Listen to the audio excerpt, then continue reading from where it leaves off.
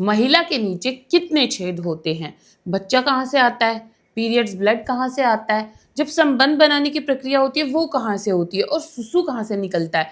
तो ऐसा कंफ्यूजन सिर्फ पुरुषों को नहीं है महिला के बारे में, महिलाओं को खुद भी है अपने बारे में कि मेरे शरीर में कहाँ क्या हो रहा है।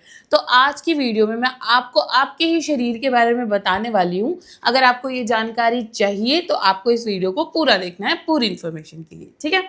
सबसे पहले मैं स्टार्ट कर देती हूँ, कितने छेद से बात हुई तो मैं वही बता देती हूँ आपको कि टोटल 3 छेद होते हैं, ठीक है। महिलाओं की यहाँ पर बात हो रही है और पुरुषों के अंदर ये चीजें होती हैं 2, मतलब 2 छेद होते हैं।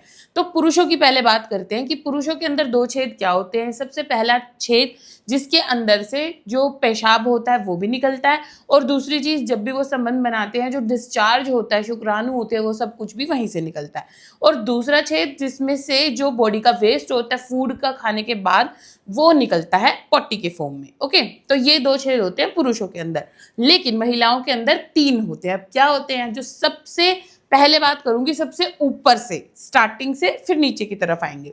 सबसे ऊपर वाला जो छेद होता है वो होती है यूरेथ्रल ओपनिंग। अब उसका मतलब क्या है, उसका मतलब वो छेद जहां से सिर्फ सुसु आता है। जी हाँ, बिल्कुल सही सुना आपने, महिलाओं के अंदर पेशाब का छेद एक अलग होता है।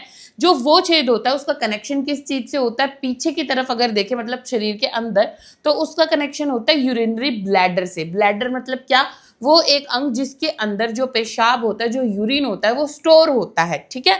तो उसके बाद वो निकलता कहाँ से है, उस छेद के अंदर से। फर्स्ट हो गया।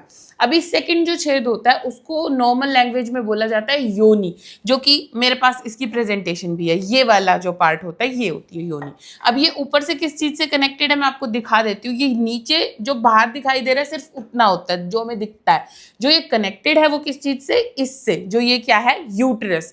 यूट्रस एक ऐसा भाग होता है जहां पर जो बच्चा पैदा होने की प्रक्रिया है, बच्चा बड़ा होने की प्रक्रिया है, वो होती है। तो इससे नॉर्मल सी चीज समझ में आई कि जब भी बच्चा होगा वो निकलेगा कहाँ से, योनि के थ्रू।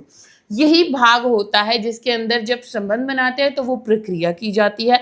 यही भाग होता है जिसके अंदर से जो महिला है उसके पीरियड्स का ब्लड आता है। अब वो क्या होता है, जो ये यूट्रस होता है ना, जो ये गर्भाशय होता है, इसी की लाइनिंग होती है, वही शेड ऑफ होती है और योनि के रास्ते से निकलती है जब भी पीरियड्स का टाइम होता है महिलाओं के अंदर तब। तो इन 2 छेद की जो चीजें वो समझ में आ गई। अब तीसरा छेद क्या होता है, तीसरा छेद जो होता है वो होता है पॉटी के लिए। जो फूड हम खाते हैं, जो भोजन हम खाते हैं, उसका जो वेस्ट बनता है हमारे शरीर में, उसको निकालने के लिए, ठीक है।